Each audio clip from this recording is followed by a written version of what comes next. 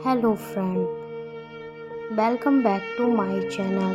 दोस्तों, आज मैं आपके साथ एक सच्ची घटना लेकर आई हूँ जिसको पढ़ने के बाद आपको भी भगवान पर पूर्ण विश्वास हो जाएगा और आप भी हनुमान जी की भक्ति करने लगोगे और उनको अपना जीवन अर्पण कर दोगे।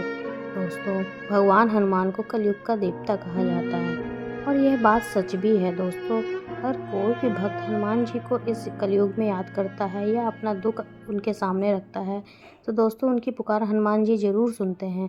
दोस्तों, एक बार की बात है, एक गांव में बहुत ही गरीब पति पत्नी रहते थे। उनकी शादी को 10 साल हो गए थे लेकिन इनको कोई संतान नहीं थी। इस बात को लेकर उनको बहुत चिंता रहती थी। उन्होंने समझ नहीं आ रहा था कि वह क्या करें। वह औरत बहुत दुखी रहने लगी और सोचने लगी कि अगर मुझे संतान नहीं हुई तो हमारा जीवन क्या फ़ायदा और हम जो मेहनत करते हैं उसका भी क्या फ़ायदा।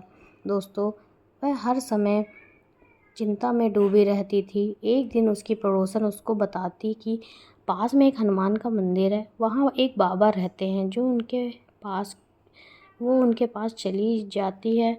उसके पास जाकर उन्हें पता तुम्हें संतान हो जाए, क्या पता। और भगवान जी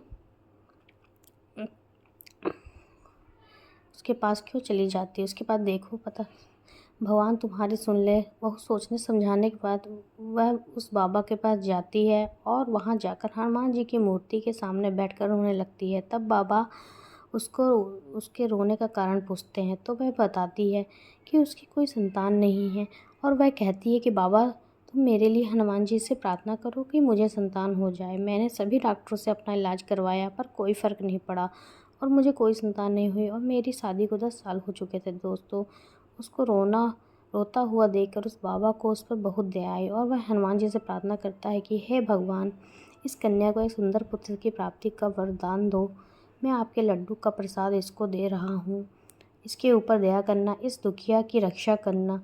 ऐसा प्रार्थना करके दोस्तों वह बाबा दुखिया को वह लड्डू का प्रसाद दे देता है और कहता है कि यह लड्डू घर जाकर खा लेना और हर रोज़ गुड़ और चना लेकर हनुमान चालीसा का पाठ करना, जिसे भगवान तुम्हारी मनोकामना को पूर्ण करेगा। वह प्रसाद लेकर अपने घर चली जाती है और घर जाकर उस पर प्रसाद को खा लेती है और अगले ही दिन बहुत श्रद्धा के साथ हनुमान चालीसा का पाठ करती है।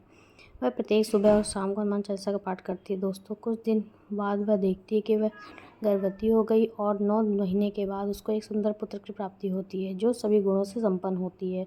बहुत खुश होती है, उसका पति भी बहुत खुश होता है और वह दिल से हनुमान को प्रार्थना करते हैं और वह हनुमान जी से प्रार्थना करते हैं कि हे भगवान, जैसे हम दुखिया को तूने सहारा दिया ऐसे ही दूसरों की भी रक्षा करना। दोस्तों, हम दिल से हनुमान चालीसा पढ़ते हैं तो कुछ ही दिनों में हमारी सारी समस्याएं खत्म हो जाती हैं, चाहे वह संतान की समस्या हो या किसी बड़े से बड़े दुख लेकर हो। दोस्तों, बहुत जल्दी हमारे जीवन से सभी समस्याएं समाप्त हो जाती है। अगर आपके जीवन में भी कोई समस्या हो तो आप ज़रूर हनुमान चालीसा का पाठ करें। बस दोस्तों, जब हनुमान चालीसा का पाठ करते हैं तो हमें शुद्धि का ध्यान रखना पड़ता है और हमें मांस मदिरा का सेवन नहीं करना होता है। उसके बाद अगर हम हनुमान चालीसा का पाठ करते हैं तो हमारे सभी समस्याएं पल भर में ख़त्म हो जाती हैं। और इसी कहानी के माध्यम से दोस्तों मैं आपको बताना चाहती हूँ कि अगर आपके जीवन में कोई समस्या है तो आप भी हनुमान जी की पूजा करके अपने जीवन की समस्याएं ख़त्म कर सकते हैं। धन्यवाद।